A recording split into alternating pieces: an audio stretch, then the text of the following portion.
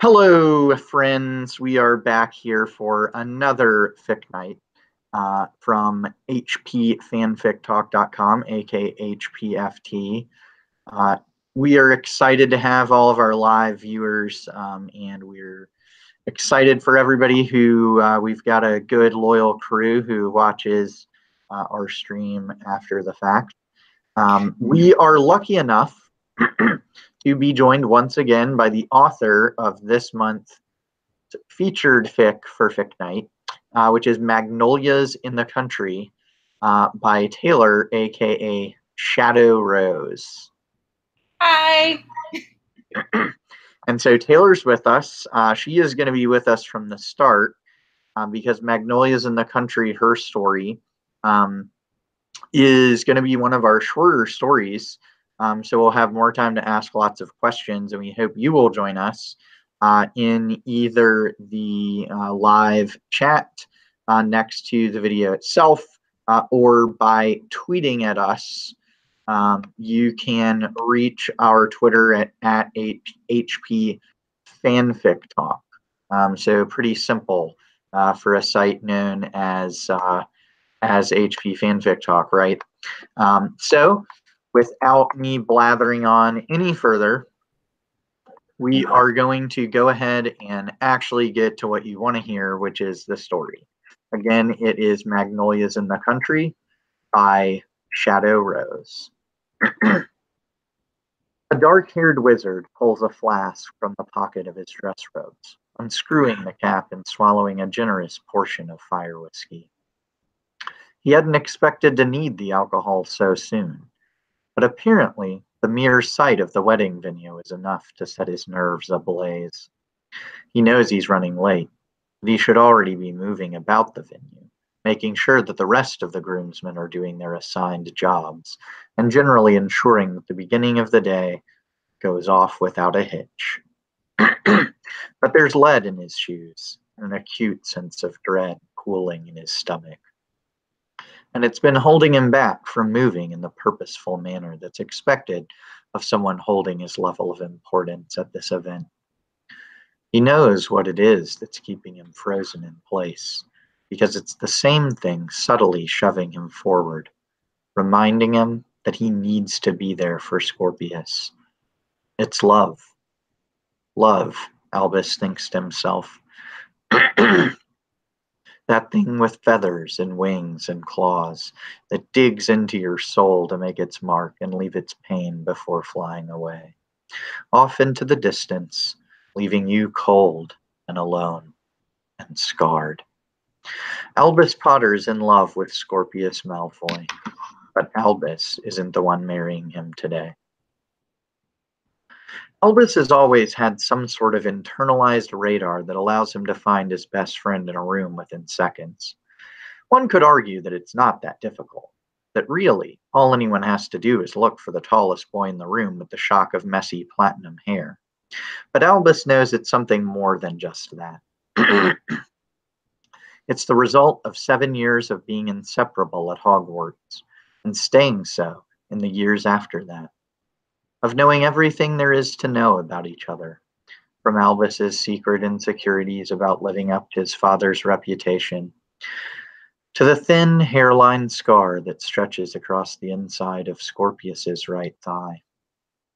But even if Albus hadn't found Scorpius, his glowing, beautiful Scorpius, immediately he would have found him a few moments later, because the blonde boy instantly notices him in return. "Albus, you're here!" he exclaims, crossing the room in long, graceful strides. "I was beginning to think you'd missed your port key." Scorpius gives his best friend a tight hug, hovering somewhere in the void between a platonic hug between friends and something more.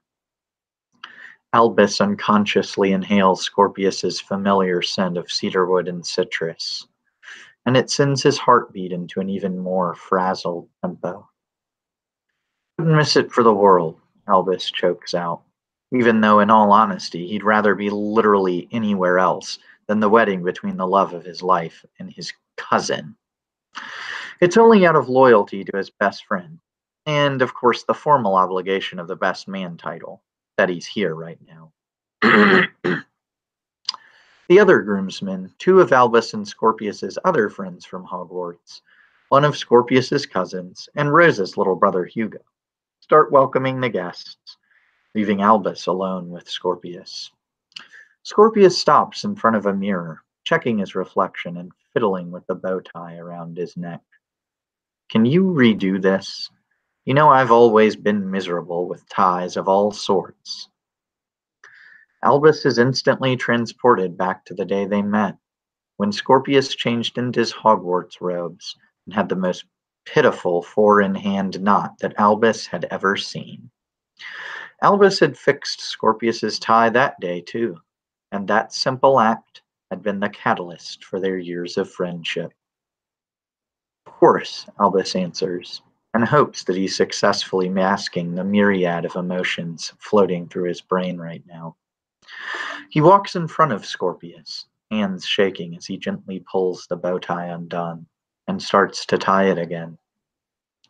He tries to focus solely on the silk fabric between his fingers, instead of how much he'd like to place his lips on the pale skin of Scorpius's neck, to run his hands through his hair, to pop all the buttons off his tuxedo shirt in the middle of a passionate kiss.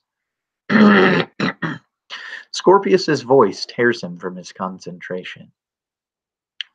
Do you think I'm doing the right thing? The voice in the back of Albus's head is screaming, no, no, no. And if Albus were to indulge that little voice, he would tell Scorpius that marrying Rose is a mistake, that Scorpius should run off with him instead. But Albus had his chance once before, and he blew it. He's not allowed to say things like that now. So he settles for what he thinks he should be saying, the things that a normal best friend would say. Do you love her? More than anything, Scorpius replies instantaneously. The words send a fresh fissure through Albus's already broken heart. Although really, he was asking for this. What did he expect to hear in response to that question? Not as much as I love you? As lovely as the idea is, Albus has been watching Scorpius and Rose's relationship blossom since 7th year. It's a hopeless cause at this point. Then you have your answer. Albus gives him a firm clap on the shoulder and counts the seconds in his head. 1, 2, 3, to make sure he pulls his hand away at the acceptable time. Thanks, Albus, Scorpius answers, suddenly pulling Albus into yet another hug. Albus has to bite down on his bottom lip to stop from crying, and damn, it hits him that he really needs another shot of fire whiskey before he'll be able to stand up on that stage and watch Scorpius get married. Eventually, Scorpius's arms fall away, and Albus can feel the absence acutely. Let's get you married, yeah? Albus eventually says, hoping that the crack in his voice doesn't betray just how much he's shattering on the inside right now. Scorpius is oblivious to Albus's internal struggle, which is a testament to Albus's acting skills, because Scorpius can usually read his best friend like a book. He grins. Let's go. Albus fulfills all his best man duties to a T. He stands by the altar during the ceremony, face contorted into a mask of neutrality, the way that Albus thinks a person's faith should look when they're watching their entirely platonic best friend marry the love of their life. He poses for all the requisite wedding party pictures, plastering a grin on his face and even managing to crack a joke about finally being related to his best friend now. Even though Albus would have much preferred the title husband to the one he got, cousin-in-law. His best man speech has everyone laughing and awing and applauding, and it only takes some additional 3 shots of fire whiskey from the open bar to wash the artificial and overly saccharine words from his mouth. Albus stands on the edge of the party as Scorpius and Rose cut their wedding cake. He's cursing himself. Why can't he just be happy for his best friend? It's what Scorpius deserves, a best friend that's genuinely delighted about his new marriage. As Albus watches Scorpius give Rose a sweet, icing-laced kiss, he's greeted with an uninvited memory. A memory from his 6th year, sitting in the Slytherin common room with Scorpius late at night, laughing and bumping knees and leaning closer and closer. And then suddenly their lips were touching, and then Albus had pulled away. In that moment of panic, Albus made some sort of excuse and ignored the slightly crestfallen look that crossed his best friend's face.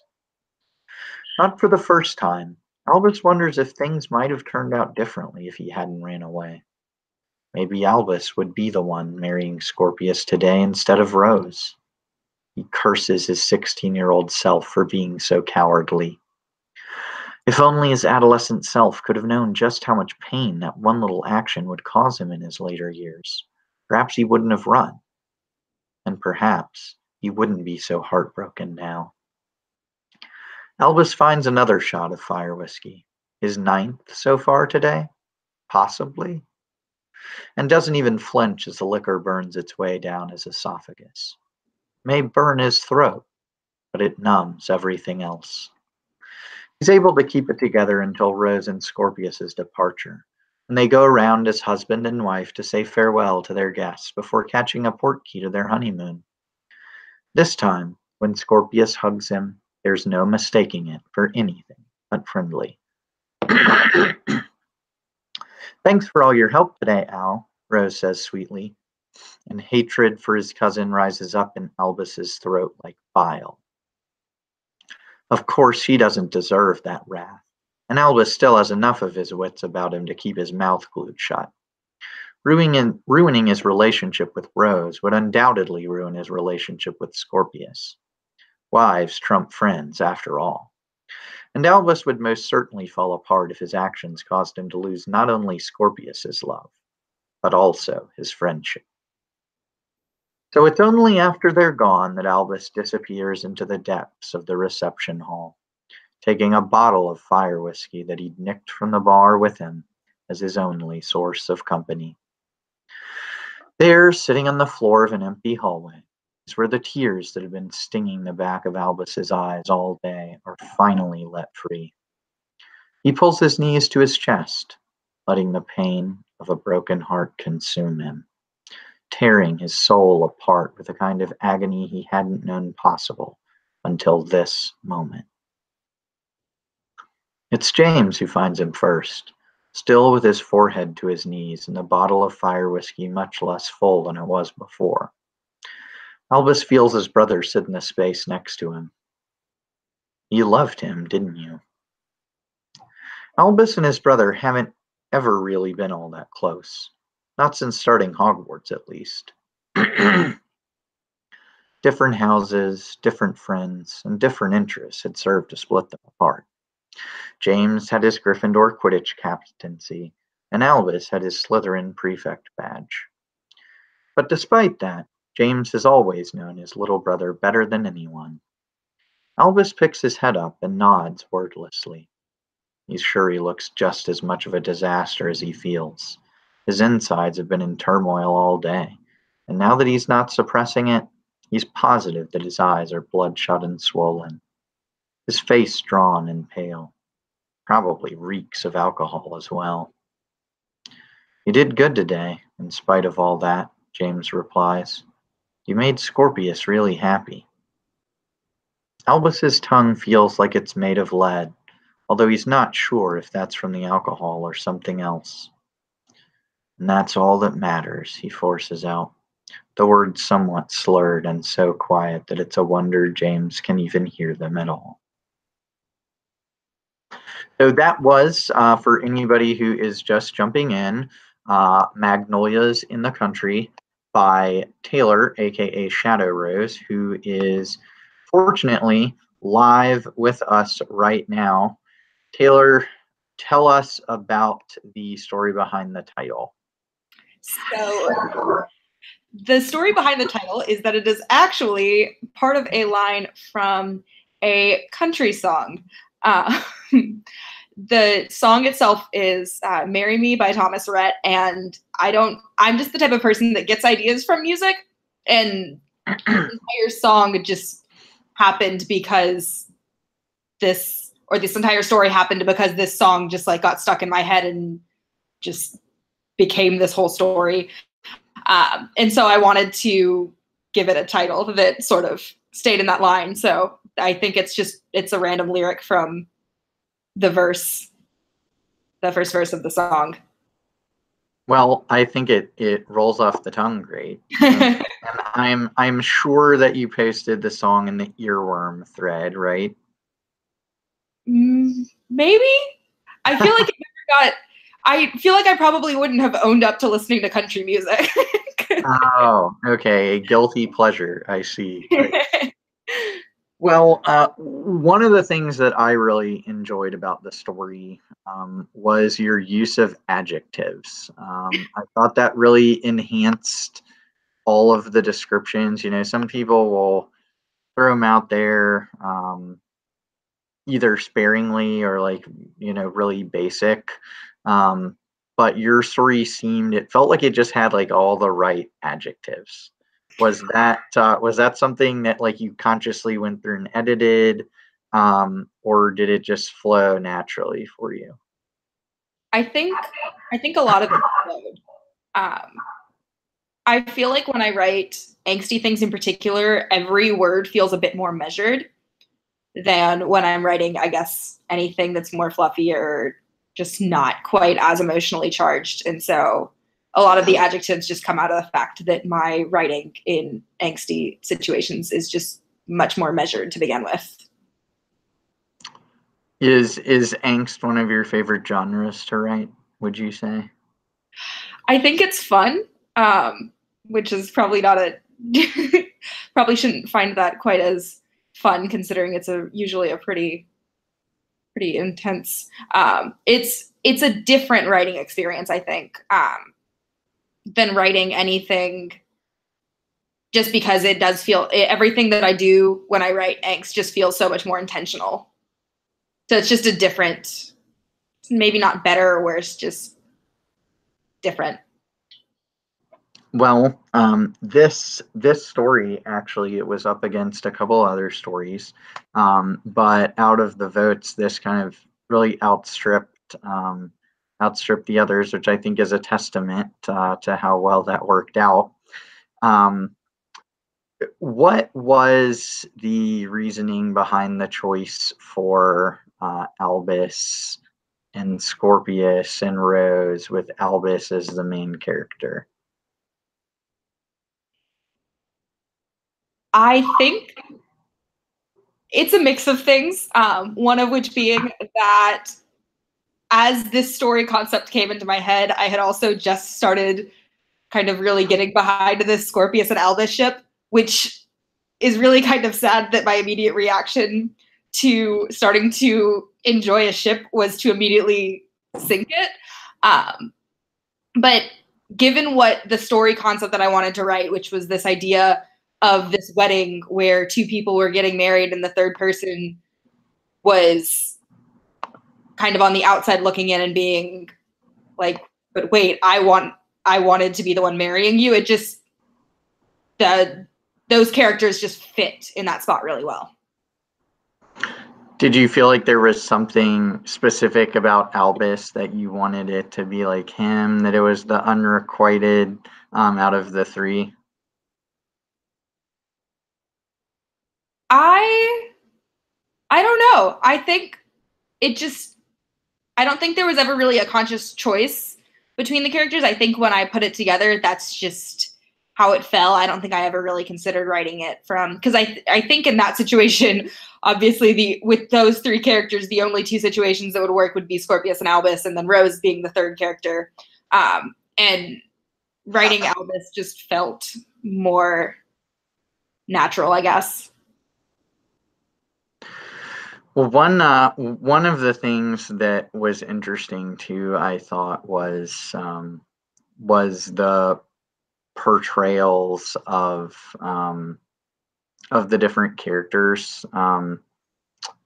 Scorpius, like for example, did not have his hair all slicked back. He wasn't like Mr. Perfect except in the eyes of Albus. And then Albus You know, he was not like the, obviously he was pensive in this about the whole situation with Scorpius, but aside from that, he wasn't like the um, treated like this sort of stepchild of the family, or like people are uh, people are like wondering how he's a Potter.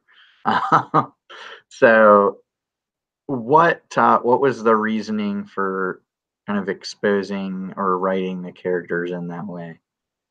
Well, I've never thought of Albus as this like stepchild, and I also very minimally accept Cursed Child as canon, so like I don't really know how much I consider their like those portrayals of Albus and Scorpius as being like the ones that I use. And yeah, I've never written in one of my other stories Albus is the golden child. So it's I've never really wanted to write him as this like stepchild. And then Scorpius, I think, is just his own little. I think that he just wouldn't be. I've never thought of him as being like exactly like his father or anything with that whole slicked back, my father will hear about this type of demeanor.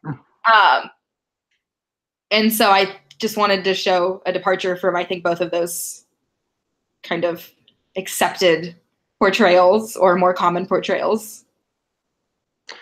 Well, you write a lot of next gen, which this is like next Yep. gen, I guess. What appeals to you so much about that era? I think it's just the flexibility. Just because minus Cursed Child, because I love-hate relationship. There's just not much we know about it other than we know people's names and we know approximately ages, and that's about it. We don't really know. There aren't these storylines set in place. I've mentioned to people before that I can't write Marauders era stuff because it stresses me out knowing that they're going to die eventually. And so I like the freedom that you kind of get with writing these characters that come after the story versus ones that are within the story. And there's a lot more thought that has to go into keeping things within the storyline when you're writing things within the eras we know more about versus next gen, where it's just kind of all up in the air. Well, that definitely makes sense. When you look at next gen, Scorbus and Scoros, as they are known, of course, seem to be like kind of the dueling ships that tend to define that era. This story aside, which side of the duel are you on? Oh gosh, I don't know. This is so funny because I was very distinctly, like, when I first got into like the fan fiction community, I was very distinctly Scoros. And like if you look at most of my authors page that was like started before recently, it's almost exclusively like any mention of them is always Scoros, or in like my like super long novel, it's Scoros and Albus has this girlfriend. So but then like recently I started binge reading a bunch of Scorbus fics, and so then this happened and a fluffy version of Scorbus happened. So I don't think I could like have a favorite. I can't pick. Was Scoros the OTP before this stretch?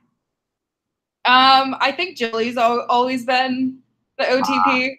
Yeah, I just am, as previously stated, writing them makes me sad because I have to write them knowing eventually what happens. So Understandable. Well, you also brought up your novel, which means that of course we've got to talk about it a little bit. I am assuming, and hopefully safely, that you are talking about the illustrious 2018 Most Addicting Story Pogs winner, Complicated. Yep. Talk to us a little bit about Complicated. I'm springing this on you, so I'm gonna leave it kind of open. I mean, it's such an interesting story because the plot in the first 10 chapters were all written in 2013, and then I took a 4-year hiatus from the world of fan fiction, and then I don't know what happened, but at some point within like January of this year, I found my muse again and cranked out the remaining, and since then have cranked out the remaining, like, I think now there's 47 chapters up and the 48th is going to go up soon. So yeah, that's 37 all just kind of happened. So it's just this wild teen romance James OC novel that's this massive adventure in character development, because all of the characters kind of start off as bad people and gradually become significantly less bad people. How many more chapters do you expect in Complicated's future? So there's one more. It is sitting on my computer. It's the epilogue, and it's done, and it needs to go in the queue, and it's just such a weird concept to me that it's like right there and like almost done. So I need to put it in there eventually, but it's going to be really strange to like have marked that as completed. What was the feeling like to actually write the last word? Part of me like really wished I had like it felt like a mic drop moment. So like if I could have like taken my laptop and just like dropped it and walked away, like I would have done that. But yeah, it was just kind of a nice little like, okay, this is done moment. And then it just went directly into me planning the sequel. So I don't know if it's not that done. The sequel, you walked right into that. Yeah, there's a sequel, and it's 3-ish years later. So instead of I think you can definitely tell the difference in the plot between when I wrote the plot for Complicated at the age of 16 versus writing the plot for Complex, which is the name of the sequel now, just because like they're just based on like massively different places in life experience. And the characters are about that same age too. So it works out well in that sense. But yeah, it's just a wild ride with all the same characters and a random murder plot thrown in. Oh, all right. So do you have for your mini fans chapters of Complex stored up or for a posting schedule, or are you like many of the rest of us flying by the seat of your pants with that one? I am probably going to be flying by the seat of my pants. I would like to be able to update it regularly. We'll see. I have everything planned out. Like it's planned out. It's in the most confusing looking Google spreadsheet I've ever created in my life. But it's just a matter of turning that into words and being able to try to put them out on a regular basis. Well, the last thing I want to ask you about, because we're still in the very recent aftermath, what are your defining thoughts on the 2017-18 House Cup that recently reached its dramatic conclusion? For one, don't want to see another riddle for a very long time. But